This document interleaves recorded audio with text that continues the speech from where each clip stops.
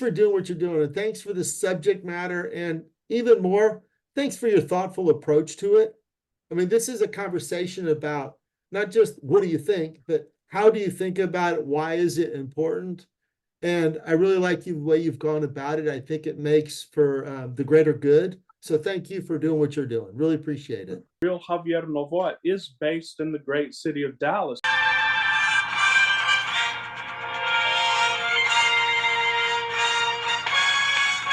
And today I'm pleased to have on one of the pillars of the city of Dallas.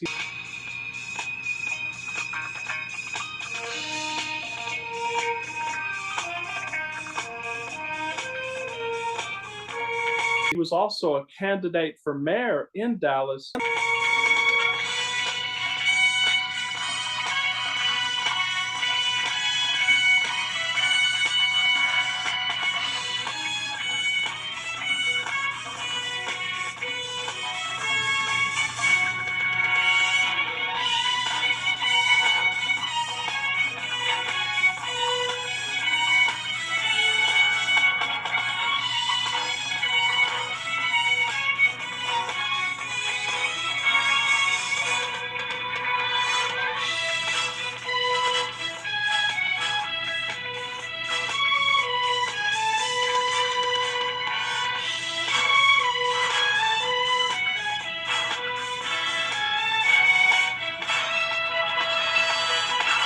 I'm not one on believing in false humility. I mean, you work hard, you do well, you accomplish, you kick some butt, you take some names. I came to Dallas and I went to work for Mr. Ross Perot. If you don't know your place, you really got a shocker coming. So philosophically, I am very interested in where culture and commerce come together to build cities. What Dallas is, a fusion. And I think you embody that in your architecture. You brought up an interesting point about Dallas that's really fascinating, and we don't really ever study Dallas. We study Boston in terms of the revolution, or Washington, D.C., or New York. We are all immigrants. It is a complete melting pot. It's all of us just kind of showing up. One writes out a full itinerary, a full agenda. You've already put on the blinders. You've closed in and said, this is what I'm going to do. I don't need to do that. I got the darn internet. There's a great word in Old English called cottywomple. It means to wander, but not to be lost. There's a deep purpose to what I do. I pass on most work because it's transactional. Why did you run for mayor of Dallas? If you vote for them, they're going to burn the world down. And if you vote for them, they're going to burn the world down. What does city government really do? It's kind of confusing. And the mayor has the ability from that position to set an agenda. I would never be interested in anything in Austin or Washington. It's about Dallas for me personally. There's a difference between a hand up and a hand out. Part of the greatness of a society is how it helps those who need a helping hand. I deeply believe in meritocracy, but let's give everybody a shot. Let's give everybody a hand up. Let's get them in the game. Do you do other investing besides real estate, property? Don't get caught up thinking I'm smarter than I am. Could AI do what you do? AI can probably create music, but it can't be Paul McCartney. What do you think is going to happen in the next 6 or 7 months in this country, just socially? I think if you took a poll, instead of who do you want to vote for, you said, who's pretty sick of all this crap? You get pretty high. You get some serious polling numbers. Is Michael Ablon going to run for mayor again? Hey guys, this is Javier with the Real Javier Novoa. And as many of you know, the Real Javier Novoa is based in the great city of Dallas. And today I'm pleased to have on one of the pillars of the city of Dallas. He's the principal architect at Pegasus, Ablon. And he studied architecture and engineering. He also got a master's at Harvard University. Not only that, he studied for a time in Europe under great architects, and he also studied theory and practice with the great American architect Robert Venturi. He was also a candidate for mayor in Dallas in 2019. So, ladies and gentlemen, I'm pleased to present to you Mr. Michael Ablon. How are you doing, sir? I'm doing great. Thank you. Thank you for the introduction, and thanks for having me today. Really appreciate your time, and looking forward to the conversation. When I first met you, Mr. Ablon, it was through another business context. And in that context, I was used to meeting high performers and famous people and so on. But when I met you, I knew that you're a high performance individual before I knew what you did or who you were. But you're also very humble. In fact, I asked you about your job and you said, I'm not very good at it. And of course, I later discovered you're the best at what you do in Dallas. Where do you draw that humility from? Do you draw on philosophical or spiritual principles? Do you want to share a little bit of that with us? Yeah, thanks.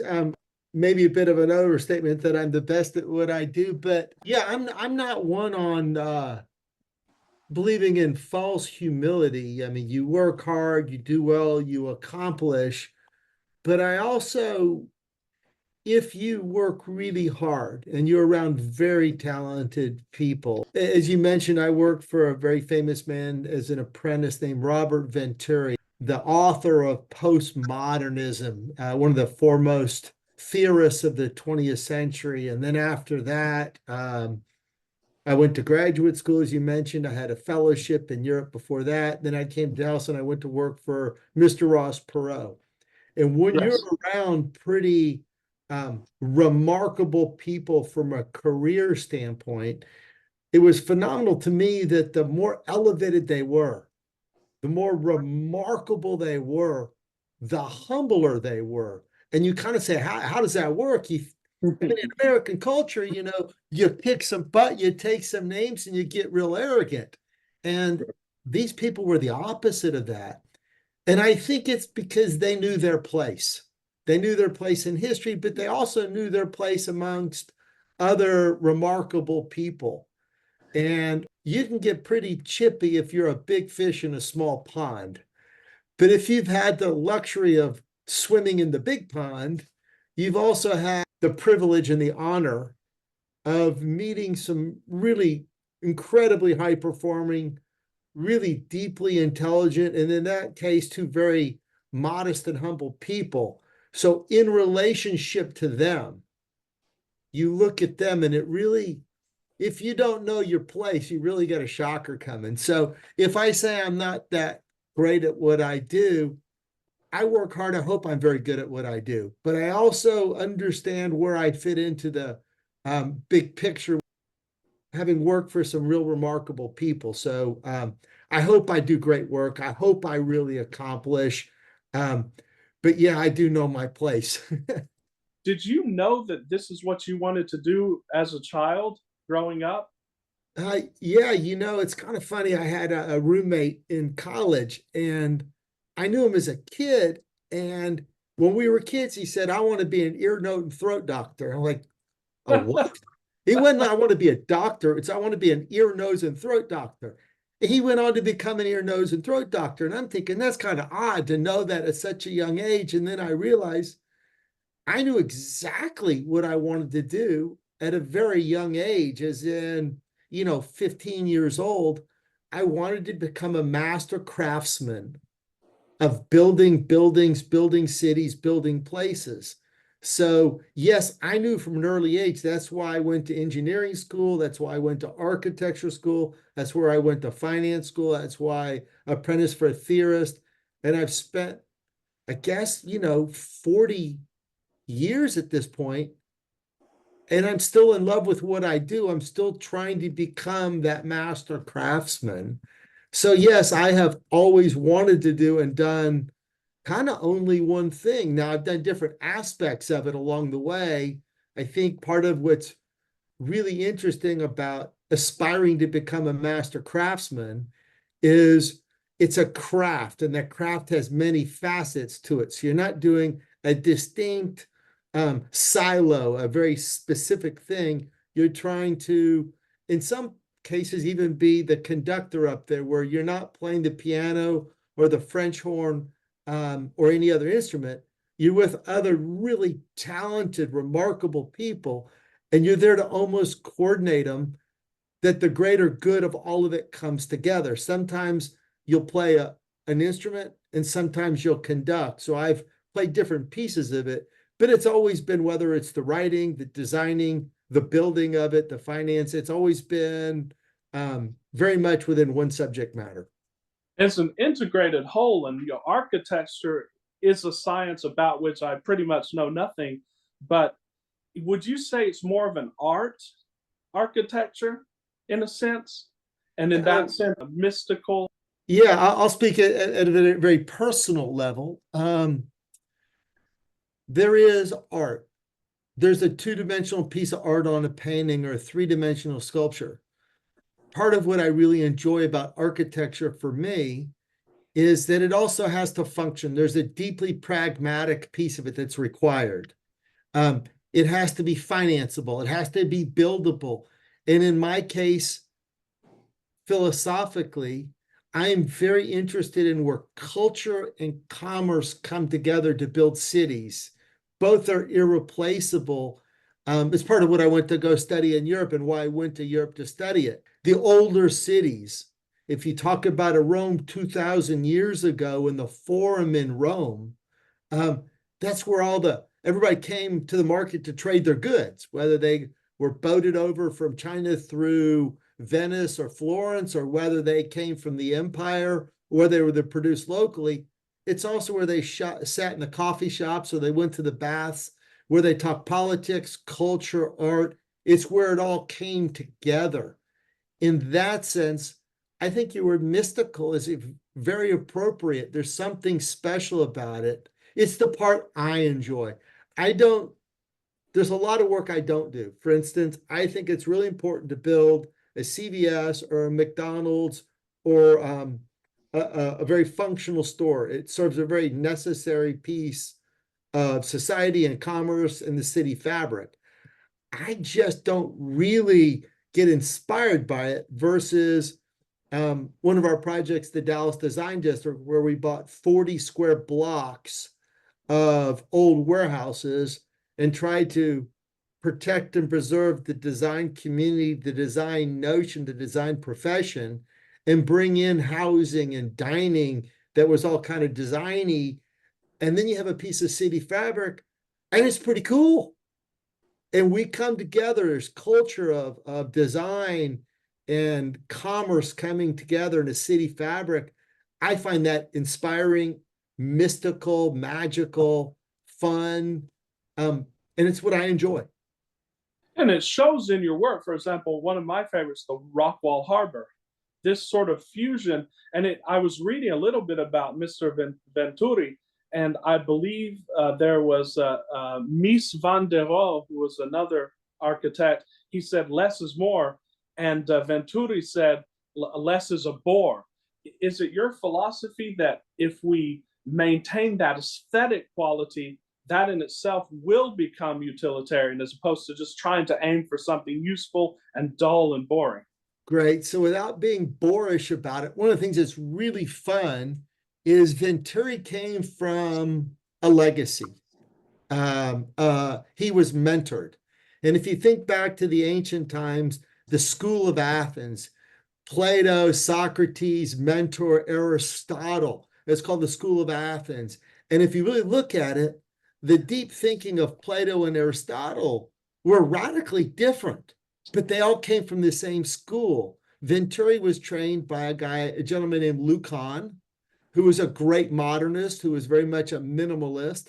And he was trained by a gentleman named Paul Kray, who was a Beaux-Arts aestheticist. And that lineage goes back 300 years to Gabon in Paris in the late 1700s. It's really remarkable. And so Venturi's mentor was actually very much a modernist like Mies van der Rohe, like you mentioned. And so when he said, no, less isn't more, less is a bore, he wasn't necessarily criticizing Mies van der Rohe and saying, you're dumb, you're wrong. He was saying, I get it. I was taught how to think out of the same school, but I want to take it to contemporary culture and take what I was taught and fuse in the way I see the world. And the way less is a bore, what he was really saying was, let's not leave out tradition and culture and heritage. Venturi was actually a world-renowned expert on Roman architecture and Sure. Roman theory. So he was integrating back in some more of those pieces in a more obvious way. sometimes allegorically, sometimes aesthetically. And it was his notion that if you can make it a little more interesting in other ways, it adds to the context and keeps it relevant. So he didn't leave the tradition, he just evolved it in his own way. And something like Rockwall that you mentioned, the harbor. Um, for those of you who aren't as familiar with Dallas, Dallas is in the middle, and there's a string of lakes around, or reservoirs. We call them lakes. The reservoirs around Dallas Fort Worth. And in those, there's only one place where you can really pull up to the water on a boat and get off and have a seawall, and linear park, and fountains, and dining on the lake. And that's the project we're talking about, the harbor in Rockwall. And it's fascinating to me because that's actually also where East Texas ends. When you come over the bridge over the lake into Dallas, that's where the big city starts. So the people in Rockwall and Forney and Fate and all the places around it, they want to come to the water, but they don't want to go over the bridge. They want their own slice of pie that's a little bit different.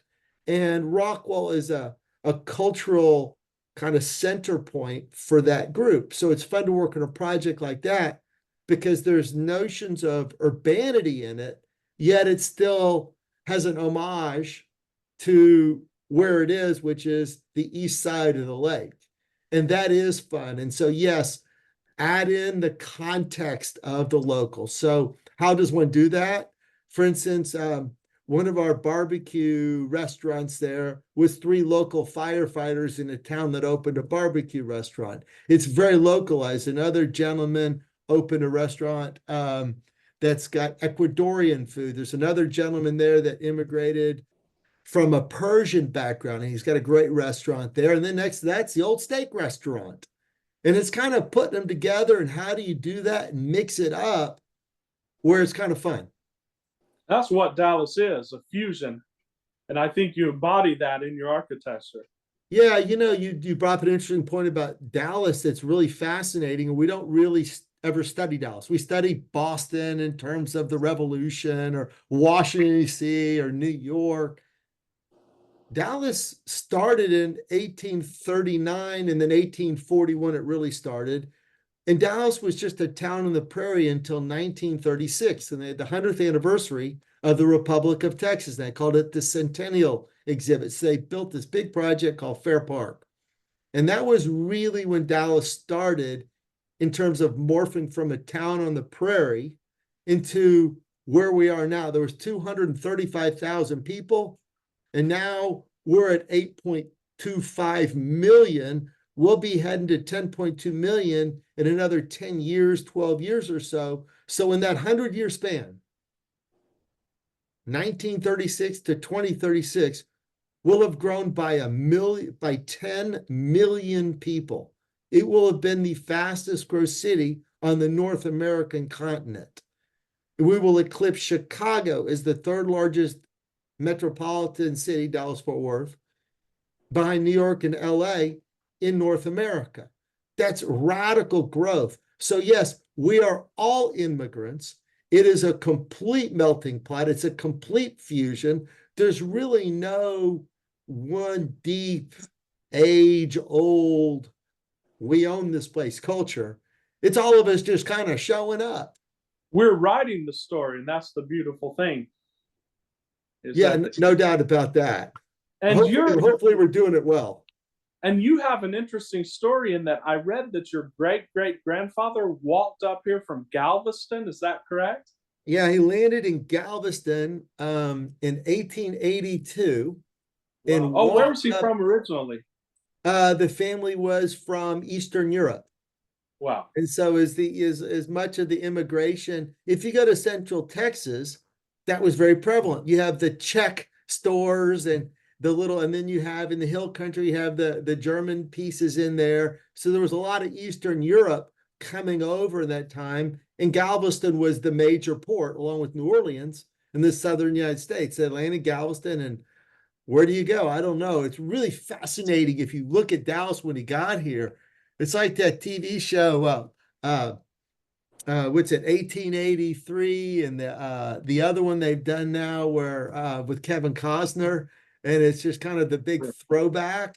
It was pretty Western back then. Going back into your trip to Europe, and this is from the Rogers That podcast where I saw your great interview. And on this channel, if you are familiar with it, we're interested in how basically spiritual aspects and philosophical aspects drive success. And it seems that you have a similar philosophy to mine in that you don't really seek an outcome. You basically just ride the wave and see where it takes you. You said when you went to Europe, you painted, you wrote poetry, but you didn't really have an objective. Does that still drive your business journey? Like, how do you position yourself for success? Yeah, so let's go back to Europe for a second. I had a fellowship there to study culture and commerce, and I was going to write poetry and sketch and paint and study. And if before one goes there, one writes out a full itinerary or full agenda, I'm going to this city, I'm going to study this, to a certain degree, you've already put on the blinders. You've closed in and said, this is what I'm going to do. So you go there and you execute it, but you're almost going there like a knower. I know what I'm going to look at. I know what I'm going to see, and I'm going to document. I don't need to do that. I got the darn internet. I got more pictures, more sketches, more writing, more history. Why go in the first place? On the other hand, if you go there and you have a framework of, I want to look at where commerce and culture come together and feel it and let it come over me. And I know generally I want to go to Rome and look at the Forum, but I haven't been dictatorial. I have these drawings of what somebody else thinks it looked like. I'm going as a learner. I'm going to let it come to me and feel it. There's a great word in Old English called cottywomple. It means to wander, but not to be lost. It means there's a similar word in German called Sehnsucht. It means to search for something. You don't know exactly what you're searching for, but when you find it, you will know that's what you were looking for. Both of those really have a very familial sense to both of those words, which is, yes, you don't just go, hey, I'm going to go on a trip and see what happens. It's much more disciplined than that. I have a construct of a big idea, and I'm going to follow it, and I'm going to be open to it. And if I do it right, and I've done my homework, and I've trained myself, then I will see and understand and feel things that you can only get when you're there. From a career standpoint, yes, I am interested in helping build a city. I never leave Dallas-Fort Worth. I won't work anywhere but here. I learned that when I was in Spain in 1986. And I went to see the work of a very famous Spanish architect named Gaudí, and he built a great cathedral in Barcelona called Sagrada Familia. It's a beautiful cathedral. And I started realizing he had worked in one city his whole life. And it wasn't just his work that blew me away. It was the notion of his dedication to a place.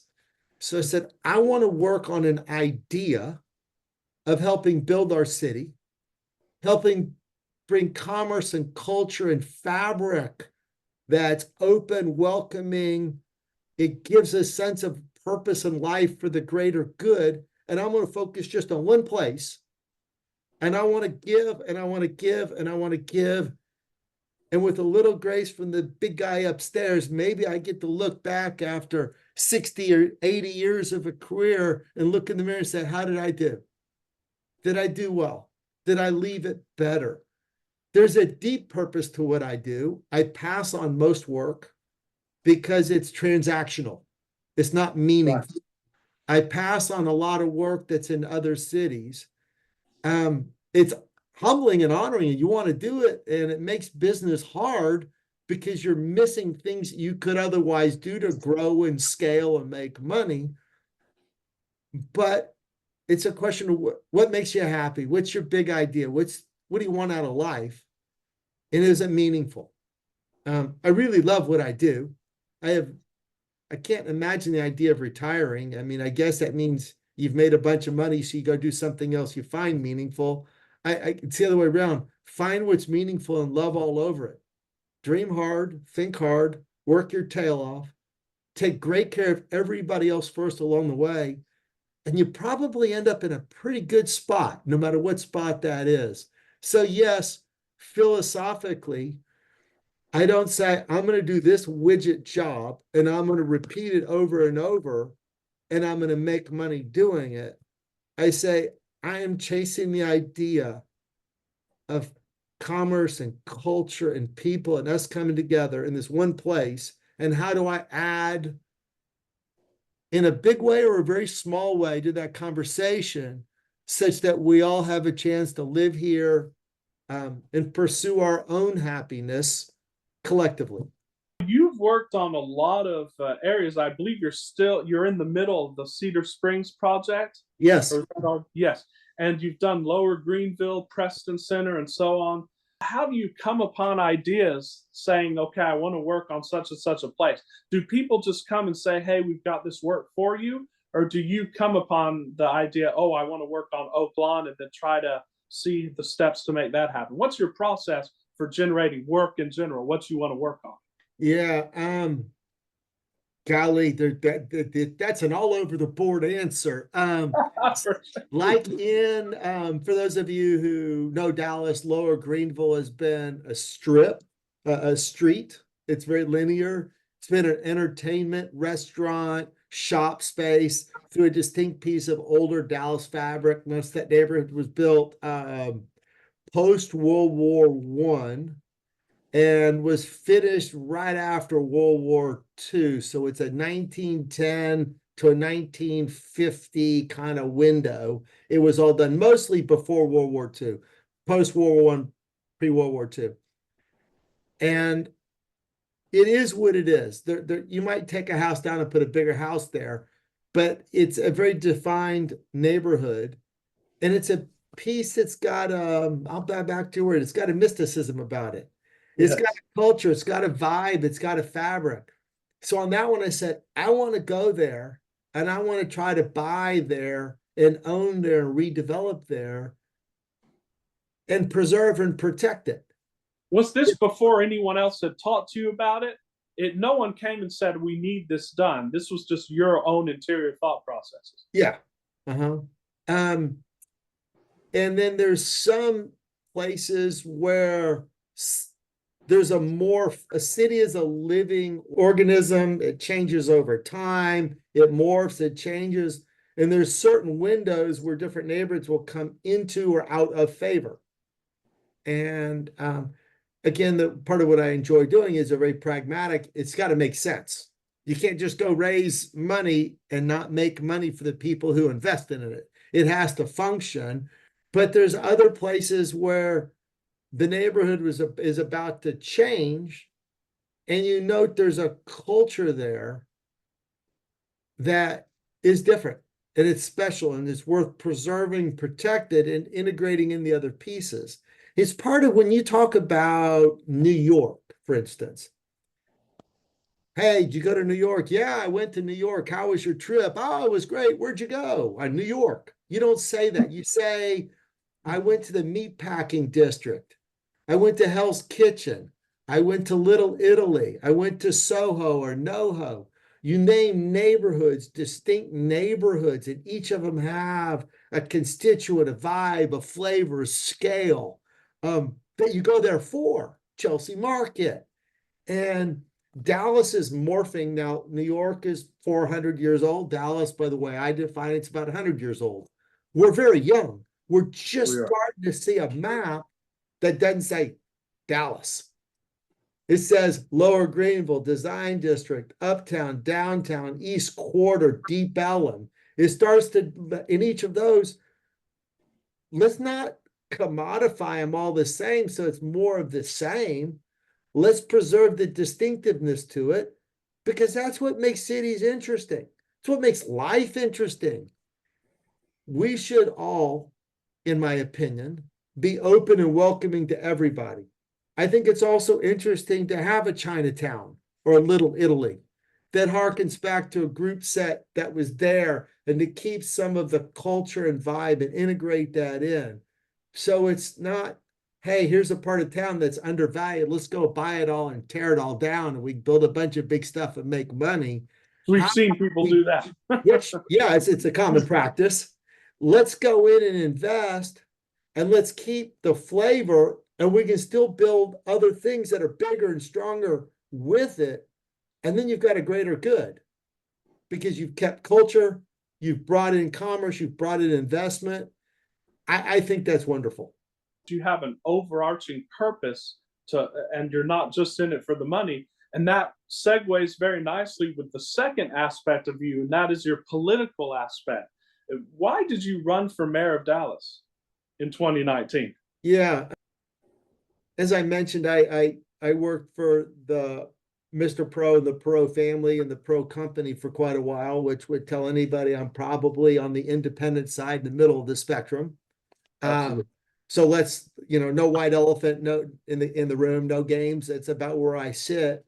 And in the world we're in, tragically, in my opinion, we have this polarization on either side of the pendulum. And I hate those guys and they're wrong. And I hate those guys and they're wrong. And if you vote for them, they're going to burn the world down. And if you vote for them, they're going to burn the world down. We've heard it a lot in the last few days. Yeah. And which is probably telling you a lot more about me sitting in the middle, which is there's some real bad in all of that. And there's some good points that each of them are trying to fight for. There's good and bad on both. And a healthy government has a balance. Let's talk about the city for a second.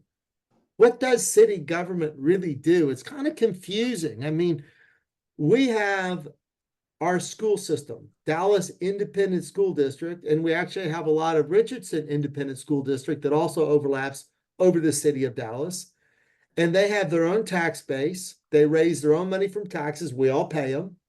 And then we elect the board, the board that's going to run the school system. It's autonomous, it's separate. We have the same thing for the community college system. Yes. We have the same thing for our county. We elect 4 commissioners and then a county judge. For those of you who are not in Texas and maybe and watching this and don't understand that, the judge actually isn't a judge. It's a hangover from the 1800s when you had a judge that was everything, the sheriff, the judge, and everything else. The county judge is just the head of the board of the county. Like Clay Jenkins, basically. Exactly. Clay Jenkins is our county judge. He's just a commissioner with a higher role of leadership. The county is responsible for our healthcare system, our prison system, roads and bridges, and a few other things. So then you have the state and what they're responsible, and then a federal government, what they're responsible. All of these are taxing jurisdictional entities where we vote people in. So what's left for the Dallas? What's the city do? Our government in Dallas is what's called a 14-1. Generally speaking, in the city, we have 1.4 million. So we divide that into 14 districts. D1 would be District 1 and D14, District 14, about 100,000 each. And each one elects a person from that district to represent them at what we would call the horseshoe, city council. They're our council person. And then we at large, the whole city votes on the mayor. So there's 15 votes. The mayor and the council sit as, let's call it a board of directors, but all 13,000 employees of the city of Dallas, which is let's just use round numbers, 2,500 to 3,000 police, 1,000 to 1,500 fire person staff. That's about 4,000 of the 13,000. You put the rest of them, they all report actually to one person, which isn't the mayor. They report to the city manager. Everybody, the city manager is the president and CEO of everybody, and he reports, in this case, it's currently he or she, who is the interim replacing the former. She reports to the board of directors, which is your city council and the mayor. They don't hire and fire anybody. except for the city manager. They don't give direction. They give direction to the city manager, but everybody works for the city manager. They give guidance. They vote on what the rules are, and they inform and approve that. So what does the mayor do? The mayor only has one vote like all other 14. So it's almost like a provost. It's the first amongst equals. Exactly. The mayor has the right to set the agenda. The mayor has the right to set committees. A mayor typically has a bullhorn. And then the mayor has the ability from that position to set an agenda, a direction from the city. What a good mayor can do is say, hey, we should go do this, rally the troops. We should close our airport in Dallas, the airport in Fort Worth, and build a new one together. And we'll call it Dallas Fort Worth Airport. So Fort Worth, y'all close Meacham, we'll close Love Field, and we're going to build this big engine, this big airport. This can be a catalytic engine for our region. Well, look what we have now. We have DFW Airport, one of the largest airports on earth. It is a catalytic engine. That's what a mayor can do. So there's a lot of zoning. There's a lot of direction of what's the one or two moves we should do for the health and direction of our city. The mayor has that spot. So my notion of running for mayor was not about politics. I am not a politician by any, I'm probably a very bad politician, actually. It was about how do we do a good job of supporting our city manager, giving resource, giving guidance, and then how do we, from my background, give guidance on how do we want to grow? How do we want to do zoning? How do we want to pick the one or two things? Do we work on a convention center? Because that will bring people here to grow business and create jobs. Do we really want to focus on mass transit, even though that's a separate entity, DART, Dallas Area Rapid Transit, right? That's its own taxing. We vote on those people. How do we integrate? So the notion about running for mayor was get involved in the policy by which we help build a great city for those to come and for those who are already here. That was all it was. That's really just steering the city, and it all goes back to Dallas. Like, for example, you wouldn't be interested in running for governor of Texas. I would have no interest in running for any position that didn't directly, no, I would never be interested in anything in Austin or Washington. It's about Dallas for me personally. Those are really important positions, and we need people who are really interested in those to really do a great job. I'm just a guy that's kind of on the street corner. I personally have noticed that it seems as if there's an expansion of homelessness in some areas. Yeah, so again, important to distinguish between a couple things. There's homelessness and there's houselessness, and they're very, very different. Houselessness is about affordability. I'm working and I can't afford to keep a roof over my head, and it's a financially driven, the cost of living is going up. I'm not making enough money. There's no job. Which is distinctly different than homelessness. Most homelessness is about deep pain. Somebody's been through something deeply traumatic, PTSD from a war, of being abused in whatever horrific fashion it came about, addiction. You don't put that person off the street under a roof because they'll be right back. What you do is you take that person and you help them. Wraparound services. If you don't address the pain, if you don't address what hurts, what's causing so much damage, you're going to have 100% recidivism. They're going to go right back.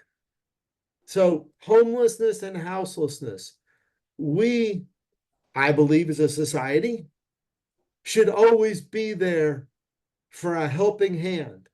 There's a difference between a hand up and a hand out.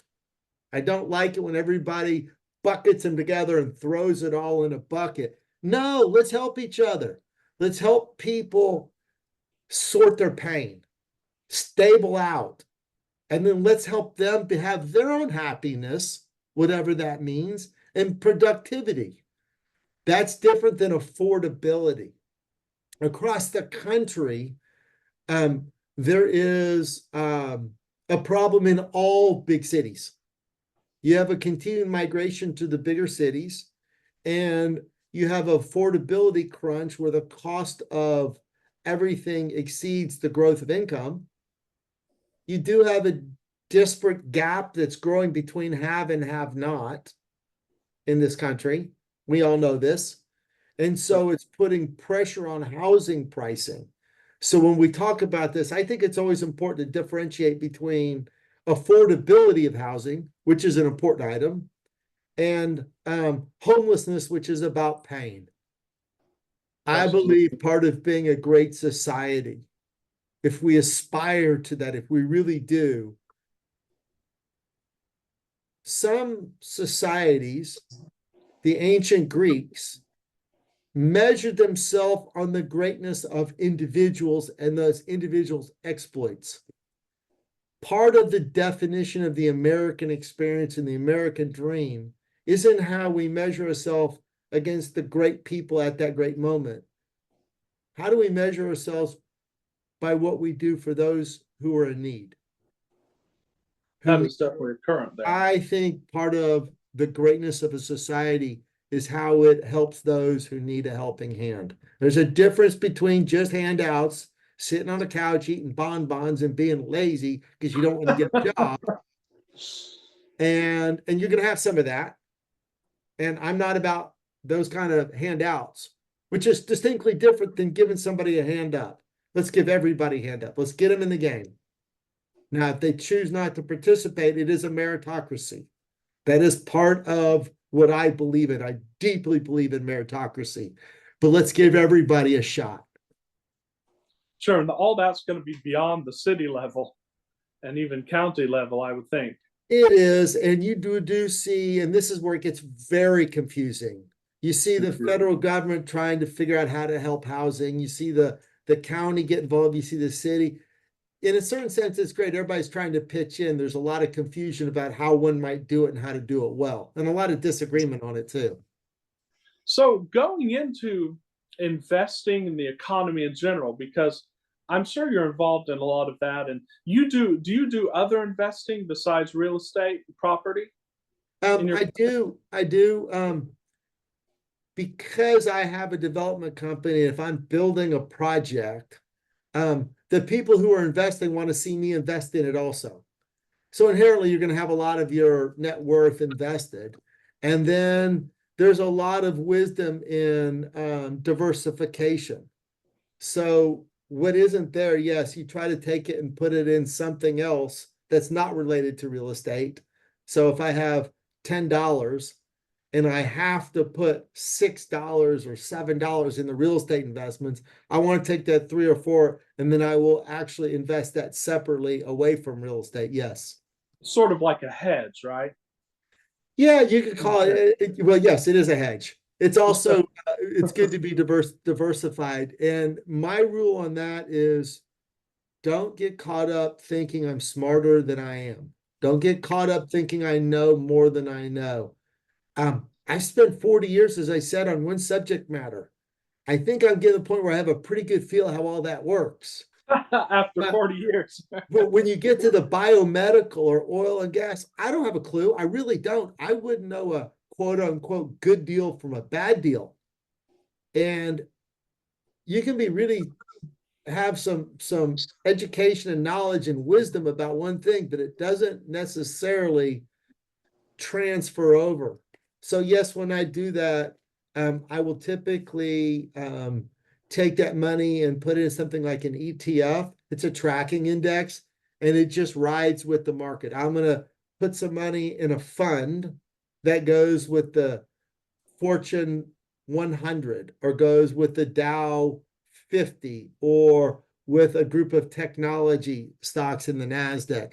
And it's diversified, and you're just passively riding along and hopefully over time that grows at a rate faster than the cost of living, faster than CPI. Certainly, many intelligent investors have told me that. I'm not trying to say, oh, this company is going to multiply 3 times. We don't know very much about it. But if you just put something in matching the market, then usually you can't go that wrong. Yeah, I mean, as a rule, for instance, I won't go buy a stock. Okay. Like, pick something you really believe in. Google. Do I really know what's going on? Do I really know their business strategy? Do I really know their balance sheet? No, of course I don't. I don't have a darn clue. So don't think you're smarter than you are because you looked at something on the internet. For sure. But if you take and you say, I believe in technology, so I'm going to buy into a fund that's spread amongst 25 really good companies. Okay. Speaking of technology, and this is a very interesting question, could AI do what you do and pretty much say, well, I want to do this project and I have these aesthetic dimensions and I have the financial thing? Do you think AI is going to get to a point where it can do even creative work? Well, I know what the experts say.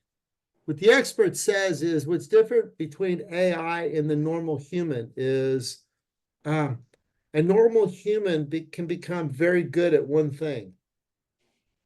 AI can become very good at each and everything and integrate them. Wow. It's my opinion that most of AI is a regression analysis.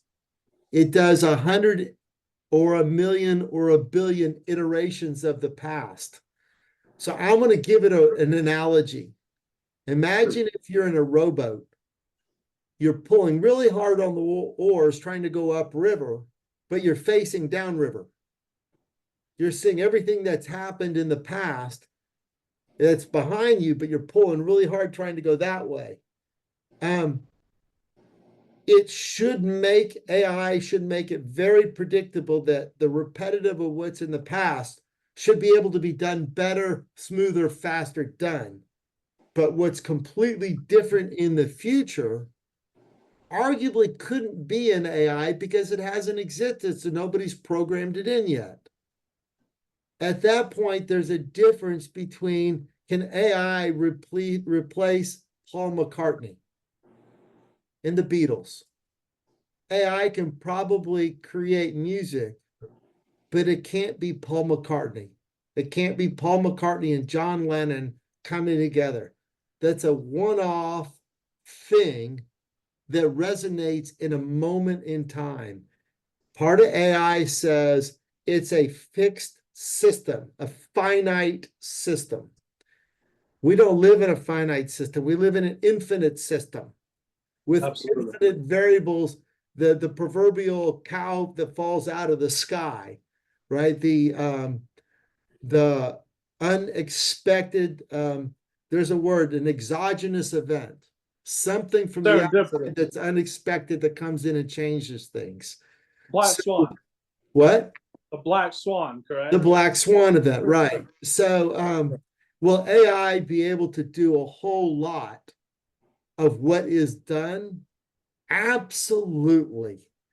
Is AI going to replace?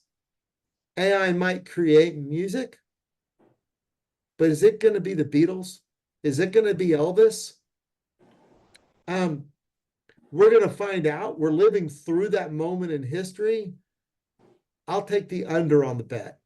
I think AI will invent things, but there's also the part of something that comes along that just comes to Javier, and for whatever reason, it resonates to him and 5 other people at that time in that place, and that is completely unpredictable. And for whatever reason, it says something to your soul, whether it's food or music or writing or ideology. Do I think AI can do that? No. I've always thought that, and even because if you study economics, human desires are unquantifiable and they're unpredictable. And they're emotional. And they're emotional. Precisely. So Yeah, you don't think we're going to be in 15 years having a universal basic income and sitting down eating Michelin star meals on the couch all day? I think AI will help us repeat the past with great efficiency. I think AI will do a great job of letting us all, at a much more effective cost point, have what everybody else seems to have. Do I think AI is going to answer my question about God? Do I think AI is going to answer my need for love? Do I think AI is going to give me the creative next round of music that somehow YouTube provided for me in an earlier piece of my life? I doubt it. We'll see, but I doubt it. I know you're not into politics, but we are in a very divisive time in the country. What do you think is going to happen in the next 6 or 7 months in this country, just socially? Do you think we're going to a place of great tension, or do you think that we'll come back to a certain unity and things will be all right? Do you see the economy going haywire in the next few months, given that we don't know what we don't know about the coming election? There's been a number of times in the history of our country where we've gotten to this kind of crucible, right? This inflection point. We always look back at a horrible moment in the 1860s, 1861 to 1865, the Civil War. I think the outcome was right, but horrific price tag to go with it. What most people don't remember is there was a huge fight inside of America in 1914, 1915. Should we send our boys, and it was all the boys back then, to war in Europe? It's not our fight. We had the same fight in America from 1937 and 1941, and then they bombed Pearl Harbor, and everybody said, hold on, we're in. But there was a discussion of, there was a real divide in this country, and it was a big divide.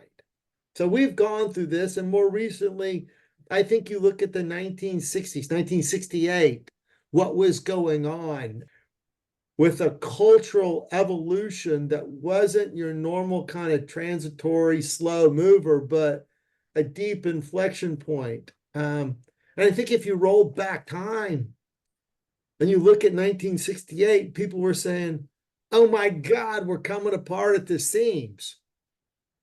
And they would talk about, each group looked at the other one with hatred. I mean, anger, right? Oh yeah. A lot of that was young and old, but it was also racial. It was also socioeconomic. It was political about Vietnam. It was where's our place in the world? It was a whole lot going on. Maybe we're kind of in one of those inflection moments. I don't know where we go, but I do know that there's got to be some common ground that raises higher to a level of a common discourse to bring us back together. Because I don't know where you're from. I don't know where your favorite flavor of ice cream is. Sure. I don't know your religion. And for the American experience to succeed, it doesn't matter. What matters is, do we have the same common moral code and legal code that we agree to live by, that we might all prosper collectively? I hope that conversation matriculates its way back up to the top sooner or later, because I got to tell you, I'm damn sick of hearing somebody talk about this group over here, and they don't talk about the idea. They absolutely bastardize the people. I call them names that I punish my kids for using. And they don't talk about the idea.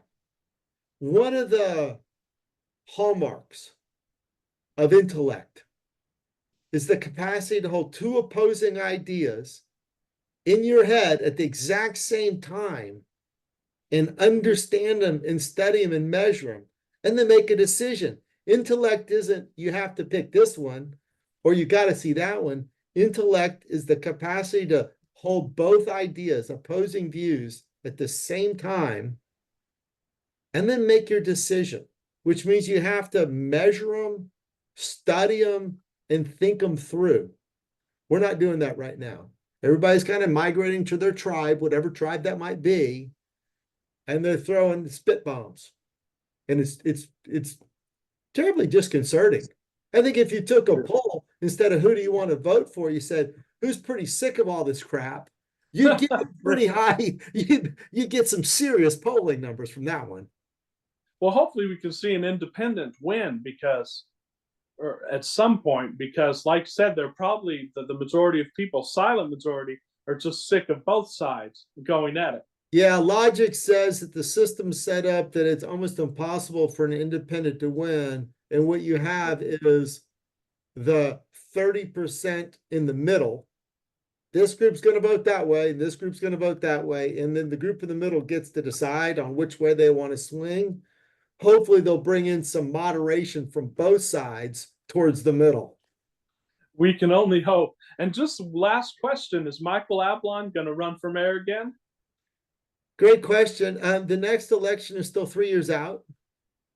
And I'll give you two answers because the first answer would seem evasive, but it's the real answer, which is one, in my mind, shouldn't decide, hey, I want to be the mayor. I want to run for mayor.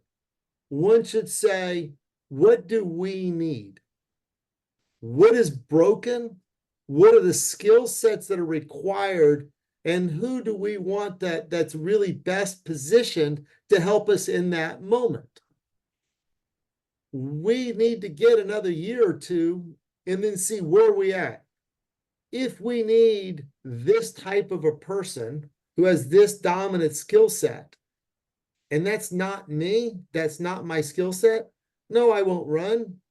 I want to help study and figure out who I think is best for that and help them get there if I can. On the other hand, if it does lay into my skill sets, then that's a decision to be made. And those are big, hard decisions. I mean, that's a life changing. Being the mayor of Dallas is an absolute beatdown of a job. Your life's going to be different for sure. It's going to be horrible. There's no career. It ruins your career. It's hard on your family. It's hard on your body. It's hard on your health. It's community service. It's 4 years of community service.